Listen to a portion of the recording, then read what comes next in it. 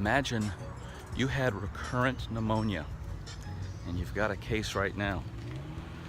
Every couple of months you've been on your back, and right now you're there again. You've got a fever of 103. You feel like crap. You can barely breathe, and when you do breathe, it feels like you're going to cough up a lung. When you cough, the top of your head feels like it's going to fall off, pop out, because you're coughing against a wall. It's a horrible feeling. It's so bad, you wish you could curl up into a ball, but you can't because you don't have the energy. And along comes a doctor. The doctor says, I can fix all of these problems. You have a fever, I can put you in an ice bath. Your head hurts, I can give you Tylenol. Better, I'll give you Advil. You're coughing, I can give you an opiate to suppress the cough. And you feel real tired, I'll give you an amphetamine. You have 4 different problems, mister, and I've got 4 wonderful solutions. Or a doctor comes in and says, we know the bacteria that causes this. We could give you the antibiotic that kills that bacteria, and all of this would go away. Which doctor would you rather have? I'm going to bet that you would rather have doctor number 2. The doctor that knows this is 1 problem, not 4. And you want that doctor because inherently you know, it's better to treat the cause of something than the effects of something. And you also know there's always fewer causes than there are effects, because causes cause more than one thing. And you know all this because deep inside you have a belief in inherent simplicity.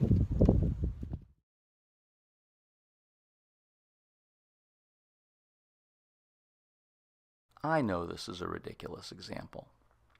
I know that there's no doctor who's going to see a patient with pneumococcal pneumonia and say they have 4 problems instead of 1. But I wanted to use a ridiculous example because this is actually how addiction is treated in this country today.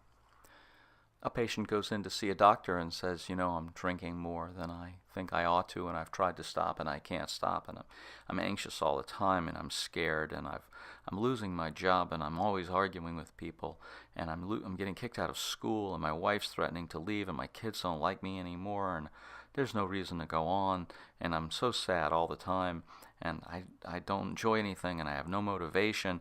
And you know what? It's not unusual for this guy, instead of getting an addiction diagnosis, to be called alcohol use disorder moderate and major depression and an anxiety disorder and maybe even a personality disorder on top. Not unusual at all, because we don't look for the cause, we look at the effects that people complain of.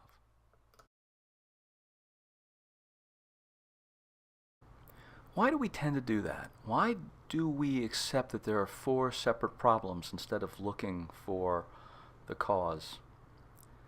I think it's because we like to think narratively instead of symbolically. If we have to narratively describe the situation, it only takes 4 lines, and we've completely described this patient. It's very easy. It's very quick. It looks simple to us. Or we could say the patient has pneumococcal infection. The mass of bacteria, along with the innate immune response, has thickened the mucosa, making it difficult to breathe and causing a cough. As the mucus is thick, the cough is ineffective, raising intracranial pressure, causing a headache. The patient's immune system, via inflammatory cytokines interacting with the patient's central nervous system, causes a lowered energy level.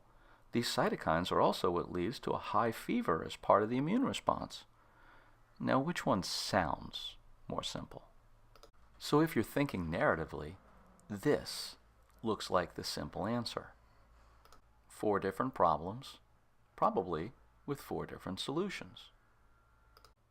But if you're thinking symbolically, you're more interested in how few places you could touch the system and impact the whole thing. So you're looking for a simpler system, meaning you only have to touch it once. Whereas in the more simple to describe narrative system, you have to touch 4 different things to change the whole system.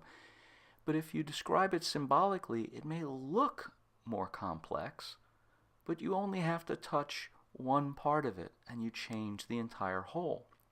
And this is what Goldratt's point was, is in the exact sciences, physics, chemistry, and hopefully medicine, you want to describe a system as simply as you can in terms of affecting the system, not in terms of narrative description.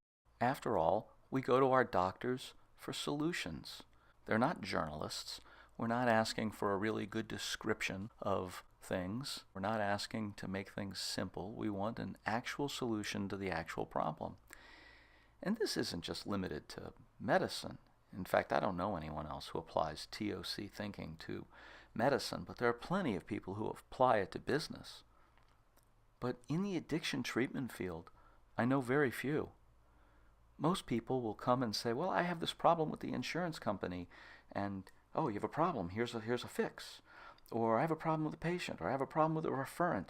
And we keep coming up with simple solutions to what seem like simple problems, and we never ask ourselves, why do we have all these simple problems that need all these different solutions? And if we used a current reality tree, we could realize that all these simple problems are really from 1, maybe 2 causes. And that's what this very complex looking logic diagram is, a TOC current reality tree. A lot of people I've met, executives, other people in the addiction treatment industry, when I explain things about TOC, their first reaction is, you make it sound so complex. And I get that. It does look more complex when you're used to thinking narratively and someone's asking you to think symbolically. But the odd thing is that when you're willing to put in the time to create the symbolic logic, what happens is terrible, insolvable situations that look incredibly complex become incredibly simple, incredibly easy to affect. So it isn't about complexity, it's about simplicity. We really can end addiction as a problem in American life in our lifetime, but not if we think it's really 26 different complex problems. It's way simpler than that. Have a great day.